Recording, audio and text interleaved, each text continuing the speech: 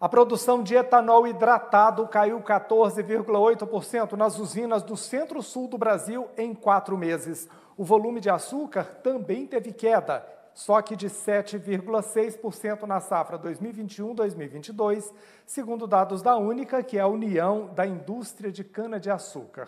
Entre os fatores que levaram a essa queda no desempenho estão moagem lenta, rendimento menor da matéria-prima e outros fatores, como as recentes geadas e o aumento na demanda por etanol anidro usado na mistura da gasolina também contribuíram. E para entender melhor esse cenário e os reflexos dele na economia, a gente vai falar agora com o Antônio de Pádua Rodrigues. Ele é diretor técnico da Única, que é a União da Indústria da Cana-de-Açúcar. Antônio, muito boa tarde, muito bem-vindo. Obrigado por estar aqui para falar com a gente, viu? Boa tarde, sempre à disposição de vocês. Vamos começar por um dado elementar, Antônio de Pádua. Quando a gente fala de álcool anidro e álcool hidratado. Qual que é a diferença entre eles e qual que a gente encontra na bomba do posto de combustível, hein? Olha, a diferença entre o anidro hidratado, sem dúvida alguma, é o teor de água, mas eles têm finalidades distintas.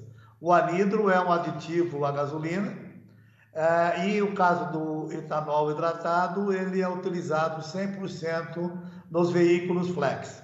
Então, o hidratado, no fundo, acaba sendo um substituto da gasolina com uma participação do etanol anidro. Muito bem, dada essa explicação, eu queria que você dissesse para a gente desses fatores que eu citei aqui, né? Moagem lenta, redução na produtividade da cana, efeito do clima. O que mais pesou nessa redução, tanto na produção de álcool quanto na produção de açúcar, hein? Sem dúvida alguma, nós iniciamos a safra já com uma expectativa de uma redução da ordem aí de 40 a 50 milhões de toneladas de cana, dado uma condição climática muito desfavorável, que foi uma falta de chuva de abril de 2020 a março de 2021. A safra começou dentro dessa realidade e chega agora na virada do mês de junho para julho e meados de julho, nós tivemos 2 geadas e mais uma no final do mês, que potencializou, sem dúvida alguma, a quebra. Isso fez com que a redução da oferta de matéria-prima nessa safra na região Centro-Sul chegue aí próximo a 13%.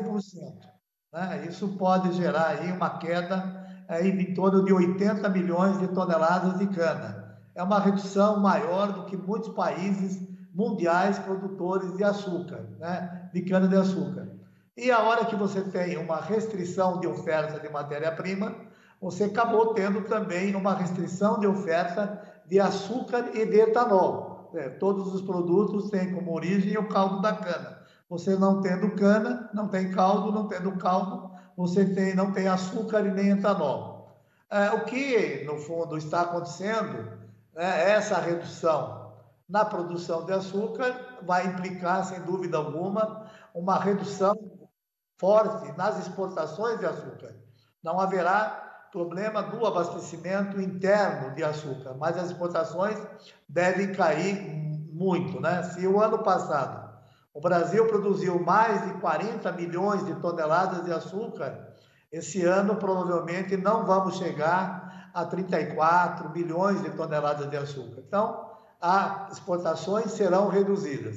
A hora que você tem uma redução na oferta de açúcar e na oferta de etanol, o produto que está sendo sacrificado é o etanol hidratado que não se mistura na gasolina, que compete diretamente com a gasolina. Nesse sentido, o setor está priorizando a produção de etanol anidro, que é aditivo, No fundo, o que vai acontecer é que o etanol hidratado vai perder uma participação no mercado, dada a menor oferta.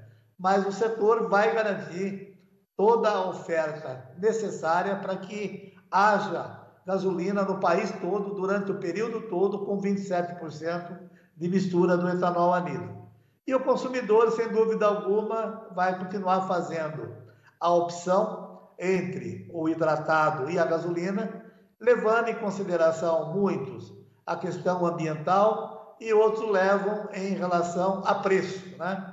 O setor continua aí com uma venda da ordem de 1,3 bilhões de litros aí por mês, mas no passado esse volume foi muito superior. Então nós estamos vivendo, no fundo, uma restrição de oferta de açúcar e de etanol por conta de uma redução significativa da oferta de matéria-prima, que é a cana-de-açúcar. O milho, ao contrário, tem crescendo, vamos ter um incremento na oferta de etanol de milho, seja de etanol anidro, seja de etanol hidratado, que ajuda a garantir, sem dúvida alguma, a oferta interna. E quando a gente fala de etanol, ontem o presidente Jair Bolsonaro assinou MP que permite a venda direta de etanol para as distribuidoras, né, para as revendedoras de combustíveis. Na sua avaliação, como é que isso foi, na verdade, hoje, né? Como é que o senhor avalia o impacto disso aqui no nosso mercado interno?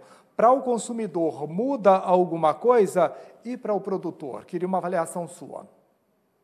Eu acredito que pouca alteração deve haver. A medida provisória, ela resolve um problema tributário, né?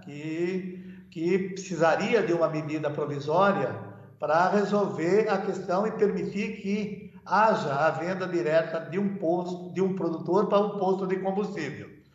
Como o tributo era compartilhado entre o produtor e a distribuidora, a hora que você tira a distribuidora do meio do processo, entre o produtor e a revenda, alguém tem que recolher esse imposto. Então, a medida provisória, ele vem e define um regime que quando um produtor vende diretamente para o posto, ele é responsável pelo recolhimento integral dos impostos, da cadeia como um todo.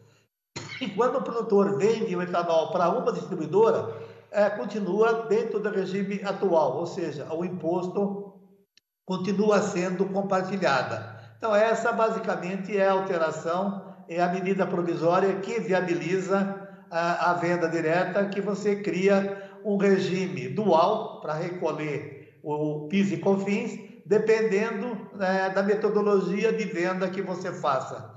Para uma distribuidora ou para um posto de revenda. E para o consumidor, o senhor acredita em alguma mudança, possibilidade de redução de um combustível mais barato? Eu acho muito difícil, porque os compromissos da logística, o compromisso do tributo é o mesmo. Quer dizer, a carga tributária na venda direta não é diferente da carga tributária vendendo para uma distribuidora. A soma dos tributos são os mesmos.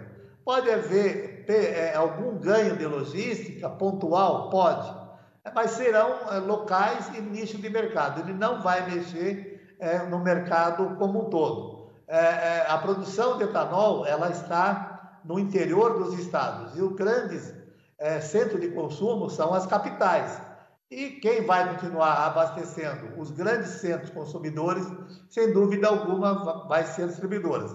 Agora, localmente, pode haver alguma concorrência entre a venda direta e a venda para a distribuidora? Pode, mas não é isso que vai trazer grandes alterações aí no preço. Hoje o mercado já é muito concorrido e você pode pesquisar preços entre uma revenda e outra revenda e encontrar diferenças acima de 40, 50 centavos. Nós estamos falando que a logística custa menos de 5 centavos na média de um estado, na média de um país. Então, isso que provavelmente vai ser, que vai levar uma diferença de preço na bomba, mas garanto que pouco impacto haverá para o consumidor.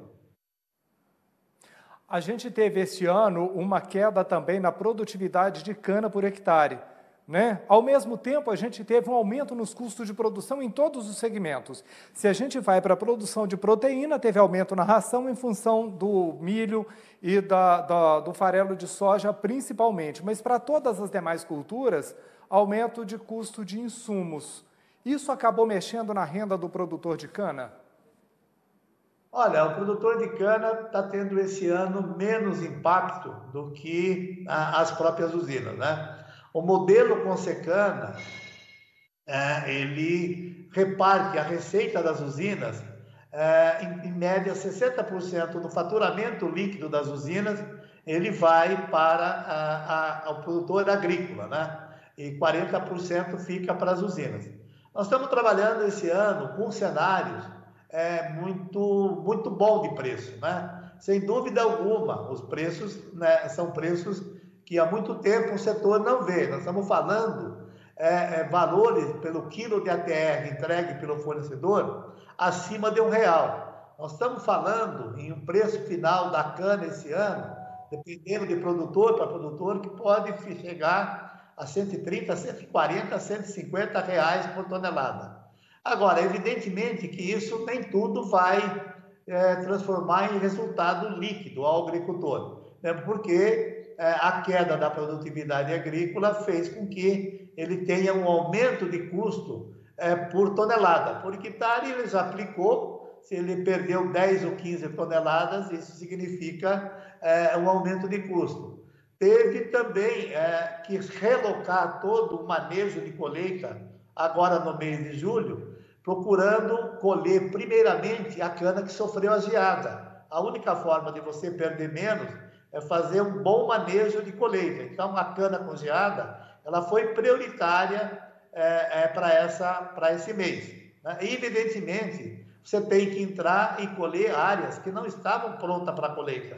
Foi uma área que foi afetada pela geada. Para você não perder, você colhe. Então, vai ser bons preços, mas também terão bons custos de produção.